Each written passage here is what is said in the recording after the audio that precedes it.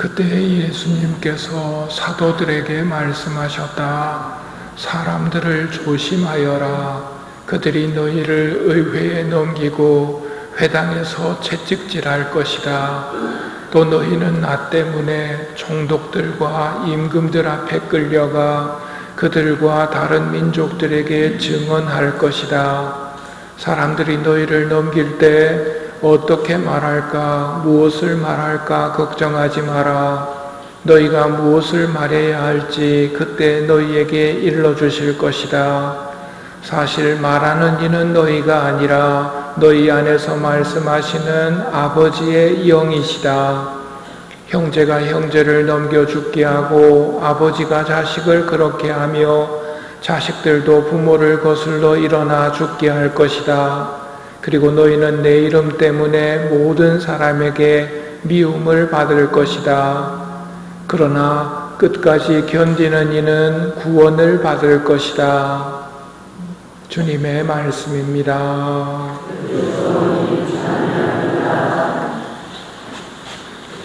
참 예수님, 오늘은 한국 성직자들의 수호자 성 김대건 안드레아 사제 순교자 기념일입니다. 예수님께서 너희는 나 때문에 총독들과 임금들 앞에 끌려가 그들과 다른 민족들에게 증언할 것이다 하고 말씀하십니다. 예수님께서 당신을 믿고 따르려는 사람들에게 요구하신 것이 있는데 자기를 버리고 제 십자가를 지고 예수님 뒤를 따르라고 하셨습니다. 이게 따르려는 사람들에게 제시하신 조건들입니다. 근데 그 예수님께서 어디로 가시는가? 예수님의 뒤를 따르는 사람이 어떤 코스를 가게 되느냐 하면 십자가라는 코스로 가게 되어 있습니다. 예수님께서 세상에서 보이는 걸로만 따지면 사형수로 저렇게 돌아가시는 게 끝이었습니다. 그게 보이는 걸로는 오늘 첫째 독서에서 드가리아 사제가 외칩니다. 엉망으로 사는 사람들에게 이렇게 살면 너희는 망한다. 이렇게 살면 안 된다. 그랬더니 보이는 걸로만 따지면 돌로 쳐 죽여버립니다. 하느님의 뜻을 전하고 진리를 전할 때 사람들이 안 받아들이고 오히려 더 달려드는 경우가 있단 말이에요. 예수님께서 잘못하신 게 없지요. 배고픈 사람 먹여주고 병든 사람 낫게 하고 마귀에게 시달리는 사람 치유해주고 그런데 돌아온 게 뭐냐면 죽이시오, 죽이시오, 십자가에 못 박아 죽이시오.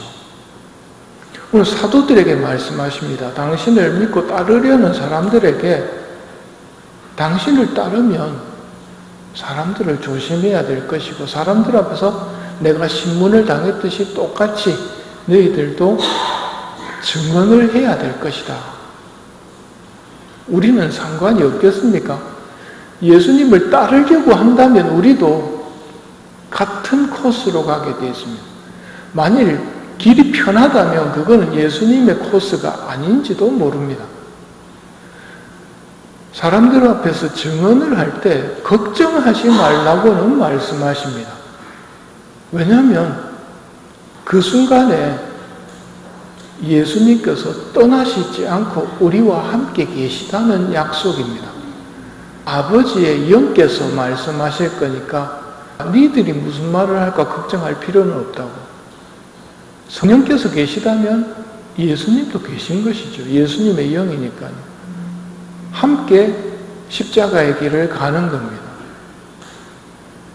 예수님이 오늘 또 말씀하시죠. 너희는 내 이름 때문에 모든 사람에게 미움을 받을 것이다. 그러나 끝까지 견디는 이는 구원을 받을 것이다.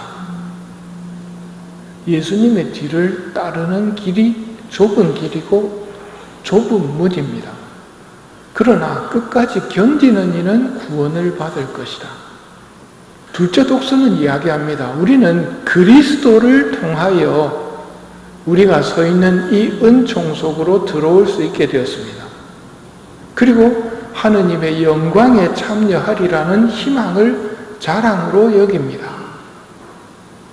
그리스도를 통해서 우리에게 희망이 주어졌다는 말입니다. 예수님의 뒤를 따르면 십자가의 길이라고 이야기를 했는데 그 길을 따르는 이유가 뭔가? 희망 때문입니다. 희망. 어떤 희망? 둘째 독서가 말합니다. 하느님의 영광에 참여하리라는 희망. 하느님의 크심에 대해서 제가 여러 번 말씀드렸습니다. 어마어마하기 때문에 사실은 제대로 설명을 못하고 설명을 해줘봐야 못 알아듣기 때문에 그 설명이 와닿지를 않는 겁니다. 어린이집에 다니는 애들한테 삼성의 회장이 된다든지 애플의 회장이 된다든지 이런 말들을 해줘봐야 애들은 못 알아듣는 것처럼 어마어마한 하느님의 영광에 우리가 참여하게 되리라는 말씀을 이야기를 해봐야 못 알아듣지만 그 희망을 대충이라도 아주 속되게 낮춰서라도 비스켓 무지 많이 준단다 하는 수준으로 낮춰서라도 알아들어야 합니다. 그리고 그걸 조금이라도 알아듣는다면 예수님을 왜 따르는지 설명할 수 있어야 한다는 말입니다. 김대근 신부님의 기념일을 지내면서 세상 사람들이 제일 많이 물어보는 거, 왜 저렇게 살지 하는 겁니다. 김대근 신부님은 당시 쇄국 정책 때문에 도대체 세상이, 조선 밖의 세상이 어떻게 돌아가는지 몰랐던 그 시대 외국에서 왔기 때문에 그걸 다 알고 있었거든요. 감옥에 갇혀 있을 때 청와대로부터 지도가 2장 주어집니다. 지도가 주어질 때 번역하라고 주어집니다. 외국말로 된 세계 지도였거든요. 그걸 그 당시로서는 보고도 알 수가 없었단 말입니다. 그리고 김대근 신부님에게 당연히 제안이 옵니다. 배교만 해라고.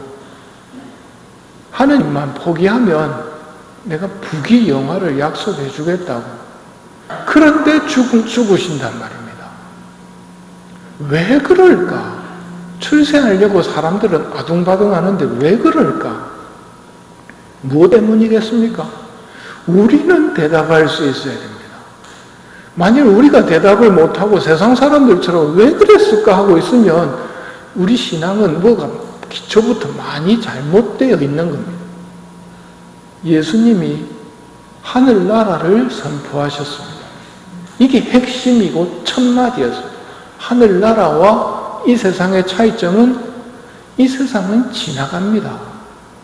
지금 이 시간 지나가고 있는 것처럼 지나갑니다. 아무리 행복해도 지나갑니다. 마지막으로 눈에 보이는 걸로는 다 죽음으로 끝납니다.